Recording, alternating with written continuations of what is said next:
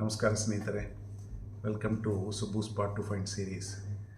ಇವತ್ತು ಶ್ರೀರಾಮನವಮಿ. ಎಲ್ಲರಿಗೂ ಶ್ರೀರಾಮನವಮಿಯ ಶುಭಾಶಯಗಳು. ಇವತ್ತು ನಾವು ಒಂದು ಟಾಪಿಕ್ ಬಗ್ಗೆ ಮಾತಾಡೋಣ.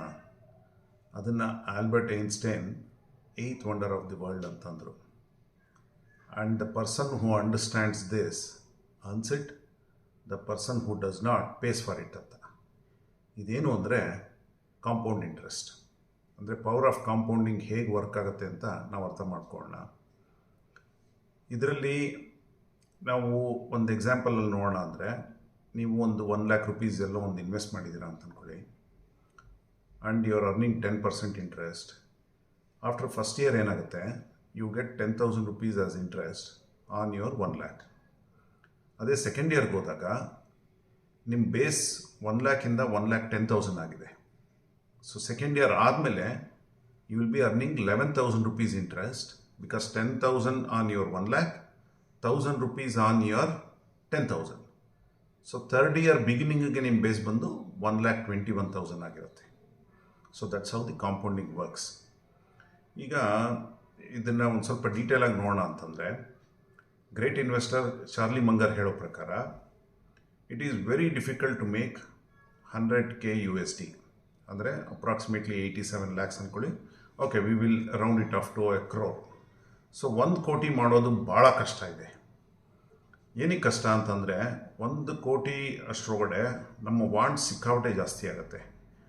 ನಿಮಗೆ ಸಡನ್ನಾಗಿ you want to upgrade your car, you want to change something, ನೀವೇನೋ ಒಂದು ಫಾರಿನ್ ಟ್ರಿಪ್ಗೆ ಹೋಗಬೇಕು ಅನಿಸುತ್ತೆ, ಏನು ದೇರ್ ಆರ್ ಮೆನಿ ಥಿಂಗ್ಸ್.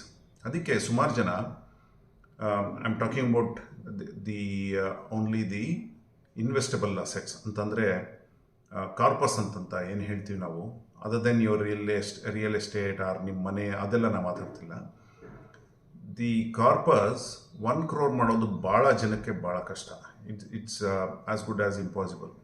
ಯಾಕೆಂದರೆ it goes through lot of pain. ಅದರಿಂದ 1 crore ನೀವು ಮಾಡಿದ್ಮೇಲೆ the money multiplies, money works for you. ಅಲ್ಲಿವರೆಗೂ you are working for money, ಆಮೇಲೆ ಮನಿ ವರ್ಕ್ಸ್ ಫಾರ್ ಯು. ಇದನ್ನು ಹೇಗೆ ಅಂತಂದರೆ, ಒಂದು ಎಕ್ಸಾಂಪಲ್ ಇಂದ ತೊಗೊಳ್ಳೋಣ. ಯಾರೋ ಒಬ್ಬ 20 years old guy starts a systematic investment plan by paying 10,000 rupees every month, and he pays for that for the next 20 years. ಅಂತಂದರೆ ಒಂದು 20 years ಇದ್ದಾನೆ, till about 40 years is paying. ಇದು ಹಿ ಅರ್ನ್ಸ್ ಅಬೌಟ್ 12% ಇಂಟ್ರೆಸ್ಟ್ ಅಂದ್ಕೊಳ್ಳಿ. So eventually what he has paid is 24 lakhs, but at the age of 40 he'll have 1 crore rupees. Andre after 20 years he'll have 1 crore rupees, and after 40 he just leaves it. He is not investing any further ankole. At the same 12%, nam rule of 72 ಏನು ಹೇಳುತ್ತೆ, 72 divided by 12, every 6 years money doubles.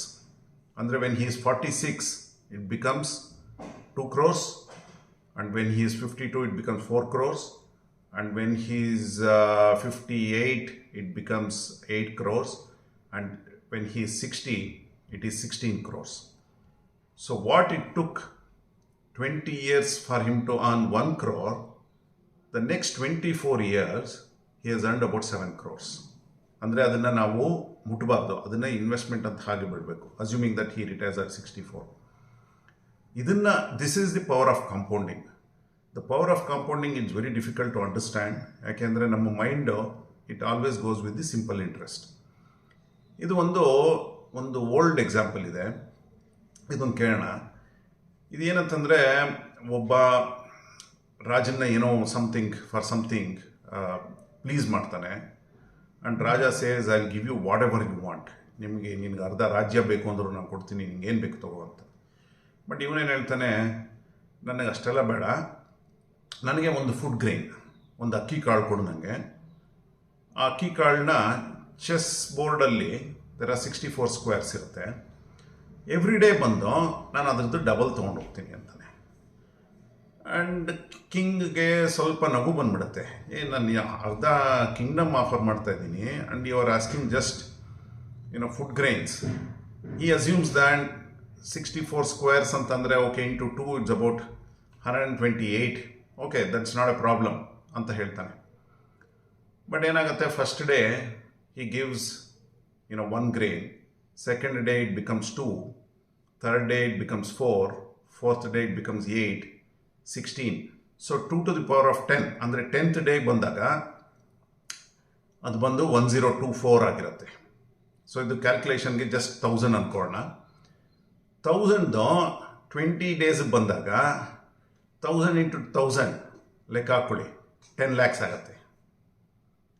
So 10 lakhsಇಂದ 30 days ಬಂದಾಗ 100 crores ಆಗೋಗುತ್ತೆ. So 100 crores ಮುಂದಕ್ಕೆ after 30 days king gives up. So this is the power of compounding. ಆದ್ದರಿಂದ ನಾವು ಎಷ್ಟು ಹೆಂಗಿದ್ದಾಗ ಅಷ್ಟು ಬೇಗ ಇನ್ವೆಸ್ಟ್ ಮಾಡಬೇಕು. ನಮ್ಮಲ್ಲಿ ಟೈಮ್ ಇರುತ್ತೆ.